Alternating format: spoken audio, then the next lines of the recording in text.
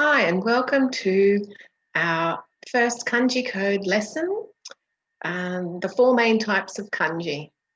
And let's get into it.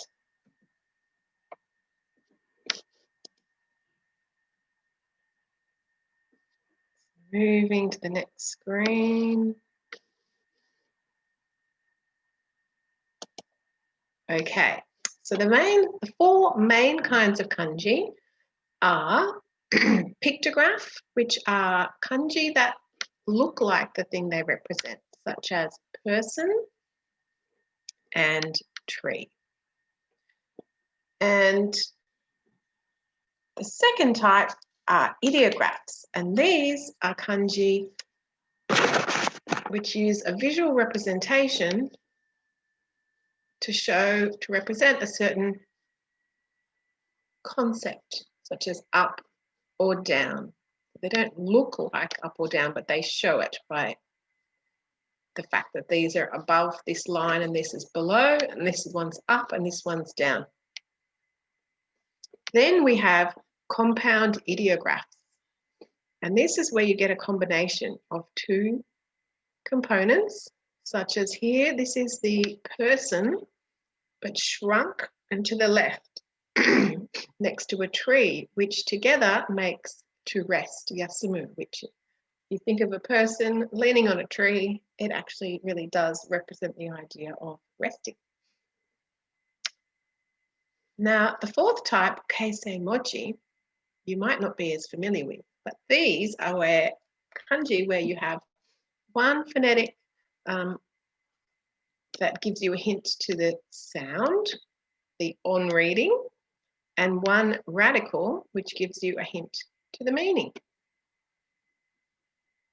It may surprise you to realize that 80 to 90% of all of the Joyo kanji, which are the daily use kanji, and there's around 2,136 of those, are said to be keisei moji.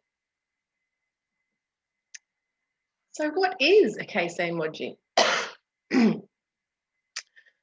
Well, linguists call it a Samasio phonetic character. There are other names similar to that, but I think that's a bit of a mouthful. So I translated it myself. So here are the characters, keisei moji. K means form or shape, and sei means voice, and then moji just means character. So I've translated it as a kanji or character in which the form or shape gives a clue or hint to the sound. And I call them form sound characters because I think it's a bit easier to say than this. So how does a form sound character work? Well, the radical tells you the meaning category. So for example, this is the radical water, mizu. And this is its mini version when it's squashed and on the side, which is 3 water drops and called sansui. So these 3 kanji all contain that sansui. We've got swim, river, and bubble. So as you can see, it's a clear connection between the radical on the left there and the meaning of those kanji.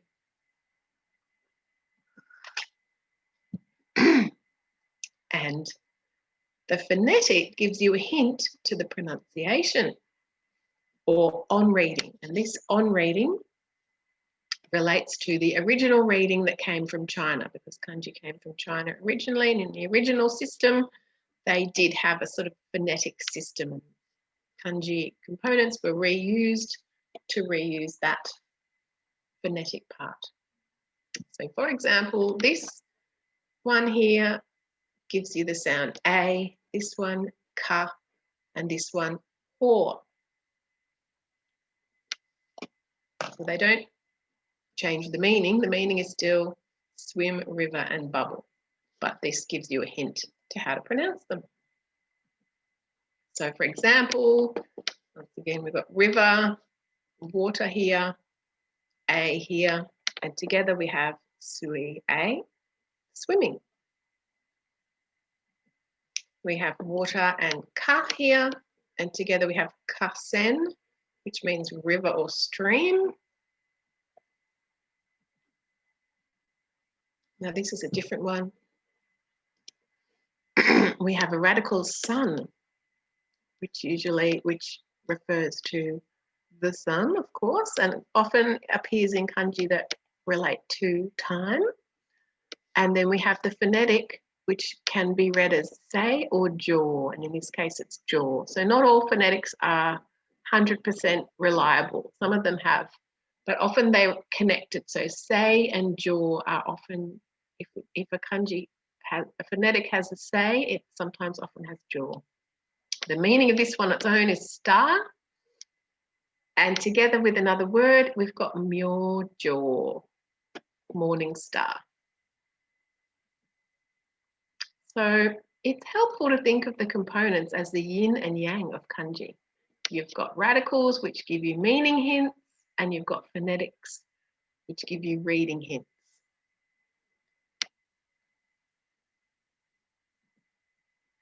And I also recommend learning radicals by subject. So usually the radicals are listed just by stroke order. So you'd have all the one single stroke radicals at the top of a list and then gradually getting longer. But I have grouped them by category because I think it's a better way to group them and remember them. So for example, nature. We have tree, sun and moon, and there's many more, earth. They're all nature related. And then we have body parts, and these are there's quite a lot of these too. For example, hand, and this is the mini version when it's squashed on the side of hand, and this is heart, and that's the mini version of heart. And we also have weapons over here, so bow, that's from bow and arrow, and sword. And the fascinating thing for me is that these weapons and all of these nature and body parts reflect the things that were important and everyday items in life 3,000 years ago in China when kanji were first invented.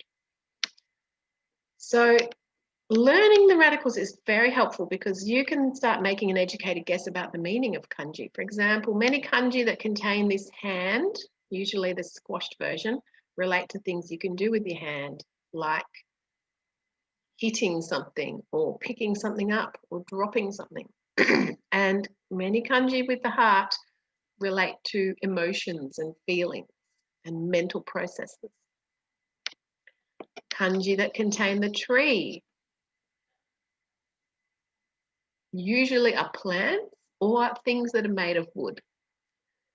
And as mentioned, sun, things that contain sun are often related to time or brightness. And sword, often kanji that contain variations of the sword radical relate to cutting. It's actually extremely logical once you learn these radicals, and it's worth the investment. And phonetics, they take the guesswork out of reading kanji for sound. So if you learn that this has the common sound sei, and this ho, and this chu, and this ken, you will actually start to notice them when you're reading and be able to read unknown kanji words even quite easily. Now, I've got some free online resources. I've got a list of phonetic components on my website here at Ocha Press, where there's 150 of them that I've identified. You've got the part isolated here, the component, got the reading, you've got a meaning. So each of these has a meaning or a name attributed to it. Some of them are kanji on their own, in their own right, so they are called kanji. Like this is also a kanji and it means eternal. This is also a kanji and it means possible. Okay, but some of them aren't kanji on their own, like this one. So for those, I've researched the meaning, going back to Chinese in some cases, and I've discussed it with native Japanese people to check whether there is a meaning, and I just call those ones components, but I believe that it's easier to learn things when you can put a name to them. And just like with the radicals, where we have a name for hand, sun, moon, I just think things stick in your memory better when you can put a name. So that's why I've gone to that stage to name them all. So you can find that list there. I've also got a list of radicals. It's not all the radicals, but it's a lot of the radicals, most of them. And I've put them by category. So as you can see, all the nature ones here: tree, earth, sun, grass, fire, field. I give you the mini version so you can recognize them in their different forms, and the Japanese name as well. And the Japanese name is usually the name, just the translation of that thing. So tsuki is how you say moon. Kai means shell. Kusa means grass. So actually learning the radicals also really builds up your basic vocabulary in Japanese. Okay, and just here's some sample pages from the Kanji Code to give you an idea of what you get. So as I said, there's 150 of these phonetic entries, and this is a sample. We can zoom in. So for example, for this one, Q, you get the reading, Q, the name I've given it, the type. So if you see it's a kanji, you know, okay, that's also a kanji. So you're learning that kanji as you're learning the phonetic. And then I've given you at least 2 and up to 6 example kanji that contain it. The meaning of that kanji, and then at least 1, sometimes many more compound words that contain it and have that reading. So kyuki, inhalation. Nikyu, level 2, like the Nihongo no Shiken, Nikyu. Kokyu, breathing. So that you can see in action these patterns occurring, and the fact that, yes, this component really does connect with the sound Q, and means that when you're reading for sound, you're not just taking a stab in the dark, you're referring to your actual systematic knowledge. I also have a section on called the Kana Code, well, you may not realize, but hiragana and katakana are actually derived from kanji characters. I didn't realize this when I was studying in high school, so I was quite amazed. So for example, katakana te and hiragana te are both derived from this ten kanji, which means heaven. And the sound, if you listen, ten is quite similar to te and te. So this is another way that you can sort of leverage your existing hiragana and katakana knowledge, because that's the first thing everybody learns when we learn Nihongo, to start to read kanji, more and more kanji. The more kanji you can read, the more confidence you have to read authentic texts and newspapers, and stop relying on apps to give you the readings and actually just start making educated guesses. So I have these entries here for each of these ones, that the hiragana, where the kanji that is used today has the same or a very similar reading to that hiragana that you already know in katakana. So for example, ka is actually derived from this kanji, ka, which means to add, and appears in, for example, suika. You might find that in IT, you know, on your computer when you're adding something within an account. You'll recognize this at suika button, or participate, sanka suru. So you can start to see that there are connections across hiragana, katakana, and kanji. It's not 3 separate systems, it's all connected. And the more of those connections you see, the easier it gets to read. And I've got about 30 of these real hiragana based on real kanji, and I've also got about 24 of what I call kana lookalikes, which are kanji that aren't the real original basis of those kana, but I think they look quite similar and they've got the same reading. So I've just put those in because this is, to me, this is all about ways to memorize. Because if you can start to read the sound and improve your confidence, your reading, your understanding is going to jump right up. Okay, and the final section is called the visual code, and this is my more creative section, favoured by visual learners usually, or really just visual people, or creative types. So what I've done is I've grouped kanji together that have a similar visual feature. For example, a square or rectangle and a crescent type shape. So you've got another square or rectangle here and a crescent, and there's a little square and there's a bit of a crescent. So you've got to be a little bit blur your eyes and just relax into it.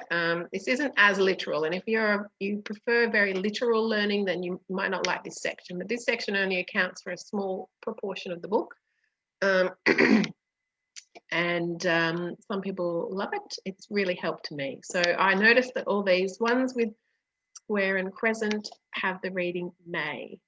And my research actually found that back in the day, there was a phonetic in very early Chinese that did relate these to the sound may or mure. So these patterns I've noticed helped me, and sometimes they actually are based on fact. Okay, so now here's a list that you can access. These lists are completely free, and then here's a link to my book, The Kanji Code.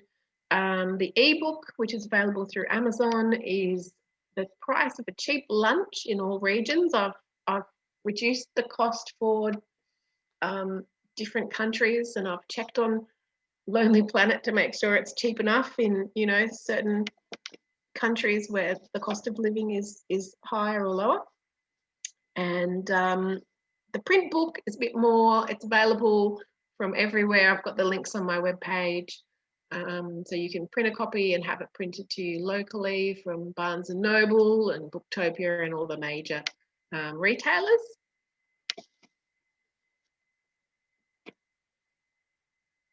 And you can read reviews of the book as well on this page. Okay, thanks for joining me, and good luck with your kanji learning.